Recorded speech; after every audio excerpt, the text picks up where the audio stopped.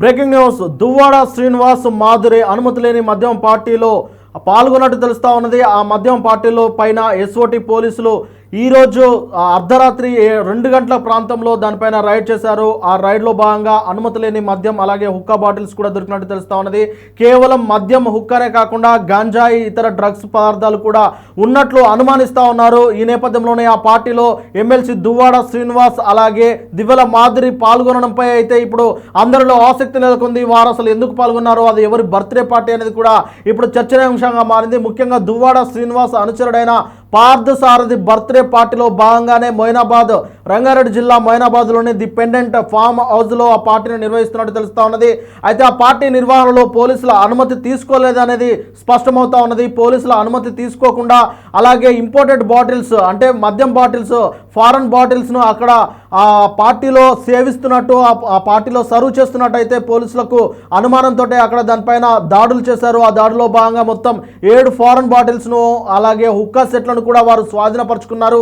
అంతేకాకుండా ఆ మొత్తం దువ్వాడ శ్రీనివాస్ అలాగే మాధురితో పాటు మరొక 30 మంది వరకు అక్కడ గెస్టులుగా ఆ పార్టీలో హాజరైనట్లయితే పోలీసులు చెప్తా ఉన్నారు. ఆ 30 మందిలో కూడా చాలా మంది వైసీపీ నాయకులు ఉన్నట్లయితే పలు అనుమానాలు వ్యక్తం చేస్తూ ఉన్నారు. వైసీపీ నాయకులతో పాటు పలువురు సెలబ్రిటీలు, అంటే ఇది ఖచ్చితంగా ఒక అంటే దువ్వాడ శ్రీనివాస్ అనుచరుడి పార్టీ కాబట్టి అది ఖచ్చితంగా ఒక స్టార్ పార్టీ లాగా ఉండిపోతుంది. కాబట్టి ఆ పార్టీలో చాలామంది ప్రముఖులే ఉన్నారనేది పోలీసులు అయితే చెప్తా ఉన్నారు.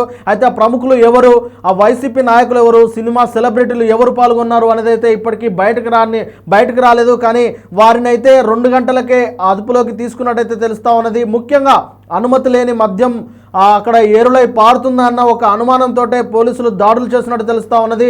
అనుమతి లేకుండా ఇంపోర్టెడ్ మద్యం ఎలా సర్వ్ చేస్తారు అనేది పోలీసుల ప్రధాన ప్రశ్నగా కనిపిస్తూ ఉన్నది. ఆ తర్వాత అక్కడ హుక్కా పార్ట్స్ కూడా ఉన్నట్టు తెలుస్తూ ఉన్నది. అక్కడ హుక్కా పార్ట్స్ను కూడా వారు స్వాధీనం చేసుకున్నారు. మొత్తం 7 బాటిల్స్ను అలాగే 2-3 హుక్కా పార్ట్స్ను కూడా స్వాధీనం పరుచుకున్నట్టు తెలుస్తూ ఉన్నది. ఇక కేవలం హుక్కా పార్ట్స్ మాత్రమే కాదు, అక్కడ గాంజా ఇతర డ్రగ్స్ పదార్థాలు కూడా ఉన్నట్లయితే పోలీసులు అనుమానంతో దాన్ని అంతా చెక్ చేసినట్టు తెలుస్తూ ఉన్నది. అయితే వారికి ఏం దొరికింది, ఏదైనా అనుమానాస్పదంగా ఏదైనా డ్రగ్స్ లాంటి పదార్థాలు ఏమైనా దొరికాయా అనేది ఇంకా తెలియాల్సిన పరిస్థితి ఉన్నది. ఏది ఏమైనప్పటికీ ఆ దువ్వాడ శ్రీనివాస్ మాధురి ఆ పార్టీలో ఉండడమే ఇప్పుడు ప్రధానంగా చర్చనీయాంశంగా మారింది. ఇక ఇటీవలే దివ్వెల మాధురి అయితే బిగ్ బాస్ హౌస్ నుంచి బయటకు వచ్చిన విషయం అందరికీ తెలిసిందే. బిగ్ బాస్ హౌస్లోకి వెళ్ళిన తర్వాత తాను ఎంత ఫేమస్ అయిందో అందరికీ తెలిసిందే. ఆ తర్వాత బిగ్ బాస్ హౌస్ నుంచి బయటకు వచ్చి బిగ్ బాస్ పైన కూడా పలు వివాదాస్పదమైన వ్యాఖ్యలు చేసింది.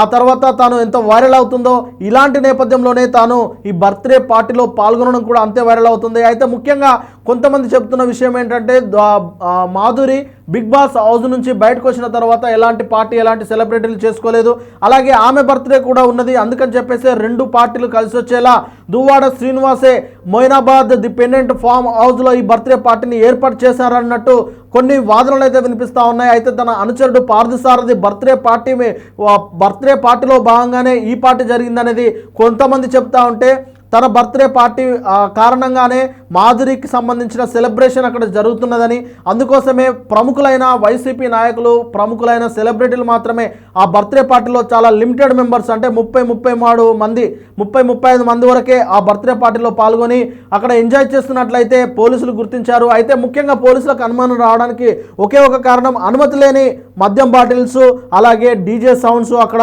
వస్తున్నాయన్న ఒక అనుమానంతో అక్కడ ఎస్ఓటి పోలీసులు అయితే దాడులు చేశారు. ఆ దాడులో భాగంగా దువ్వాడ శ్రీనివాస్ మాధురి ఇతరులను కూడా అక్కడ తనిఖీలు చేసినట్టయితే తెలుస్తూ ఉన్నది. మరి చూడాలి, దీనిపైన ఆ పోలీసులు అయితే ఇప్పటివరకు ప్రకటన చేయలేదు. మరి ప్రకటన చేస్తే వారికి ఏం దొరికాయి, వారికి ఎలాంటి మత పదార్థాలు దొరికాయి అని అయితే తెలిసే అవకాశం కనిపిస్తూ ఉన్నది.